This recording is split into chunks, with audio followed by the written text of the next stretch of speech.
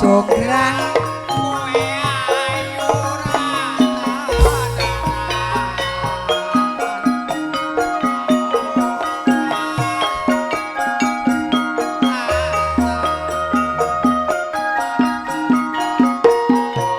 prajuritmu kalah perang iya jonggrang kowe wanita boyongan iya penduk kowe aja kumalungku perang iki kanggo kuturung rampung Pilapati Prabu Kamas Kupala Namo Sita Prabuning Wana Sakura tobat-tobat kowe wanita keparahan hebat ngono lho Mas ora ngerti yen Bandung lananging jagat putra pengging Kang Mas Prabu Damarmaya aku duwe aji sekti Bandawasa Rara jonggrang manutosana pundhut garwa iya penduk aku telik bebekno candi sewu saking metu dadi iya jonggrang panyuwunmu tak turuti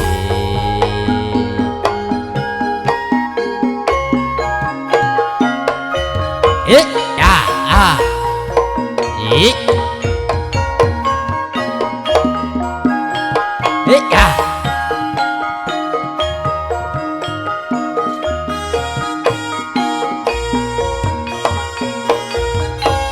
yuk yuk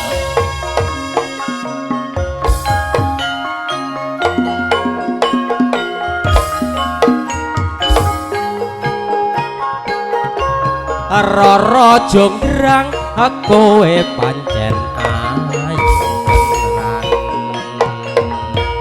ora mokal yen aku nandang kasmaran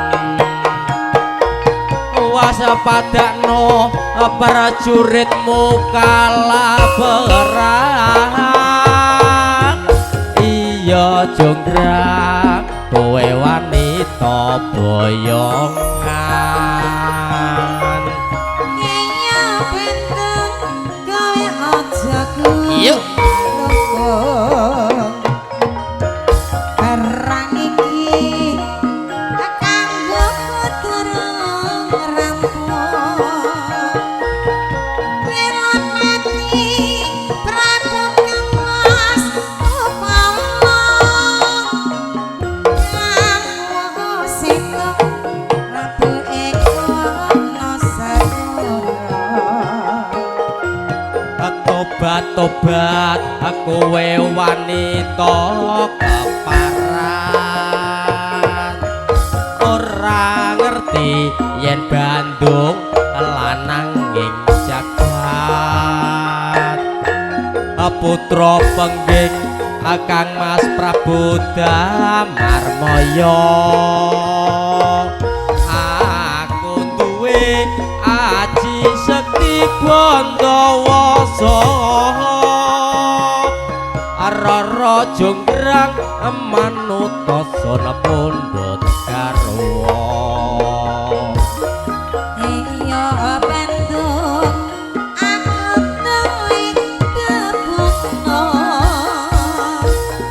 candi sewu saking metu dadi iya jonggrang panyuwunmu tak turuti pripun al artis nggih oke matur sembah nuwun terakhir napa niki Mbah Nggih niki terakhir. Barungan kon tenguk-tenguk ae. Berarti rampung lho, lah sampean sing barong. Lho. Sampung gletak.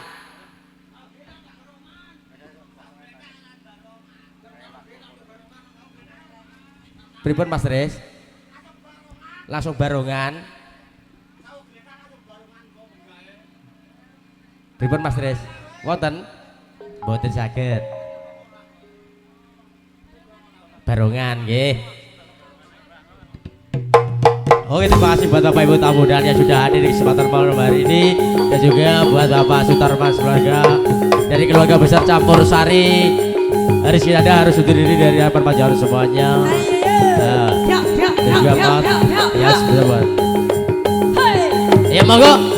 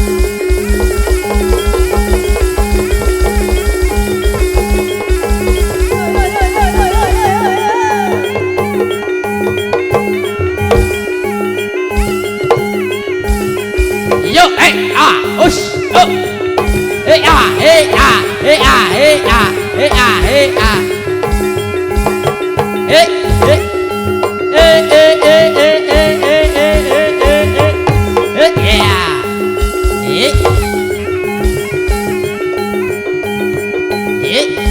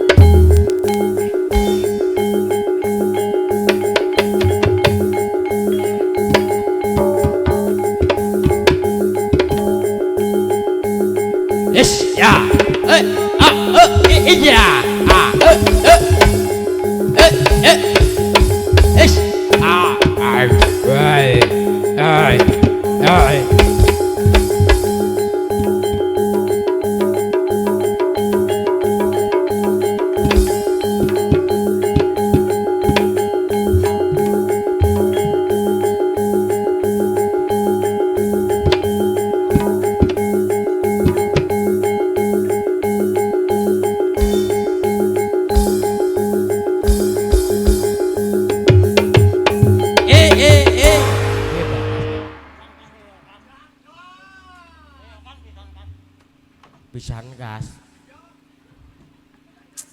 Ngene iki lho mbok kon ngomong piye jal. Lah musa wong iki mbok kon ngomong piye. Ra repot. Lho. Mbok kon ngomong piye Mas Bokir. Apa musa ini ora repot.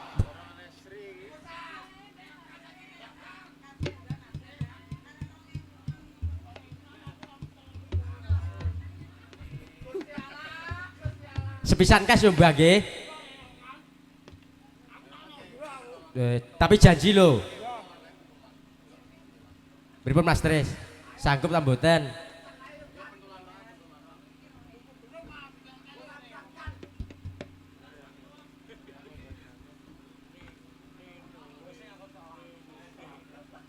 Oh nggih. Mbah Asna niki nyuwun sewu nggih. Niki pamundhutane ingkang Bapak Hampu Gati nggih menika setunggal tembang melih pamungkas nggih. Nggih. Mboten barongan lho. Bukit Berbunga monggo alartis. Nggih, nyuwun sewu saderengipun nggih. Saged joget kemawon, nggih.